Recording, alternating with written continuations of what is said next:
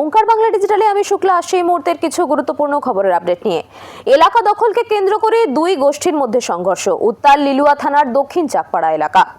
অভিযোগ, এলাকা দখল নিতেই মূলত দুই গোষ্ঠীর মধ্যে সংঘর্ষ বাধে। হামলা পাল্টা হামলা, ফলে ছড়ায় উত্তেজনা। মহিলাদের উপর হামলার অভিযোগ ওঠে, পাল্টা মহিলারাও হামলাকারীদের উপর লাঠি হাতে তেড়ে যায়। গোটা ঘটনা বন্দী হয়েছে সিসিটিভিতে। ঘটনার তদন্ত করছে লিলুয়া থানার পুলিশ। ডাক্তারি পড়ুয়াকে গণধর্ষণের ঘটনায় দুর্গাপুর যাচ্ছেন রাজ্যপাল সিভি আনন্দ বোস। এটি প্রথম ঘটনা নয়, এমন ঘটনা আগেও ঘটেছে। দোষীদের কঠোর শাস্তির দাবিতে সরব রাজ্যপাল। দুর্গাপুর কাণ্ডে কড়া পদক্ষেপ নিতে চান রাজ্যপাল সিভি আনন্দ বোস। রণক্ষেত্র তুফানগঞ্জ। এবার তুফানগঞ্জের বিজেপি বিধায়ককে ঘিরে বিক্ষোভ তৃণমূলের। বিজেপি কর্মীদের মারধরের অভিযোগ তৃণমূলের বিরুদ্ধে।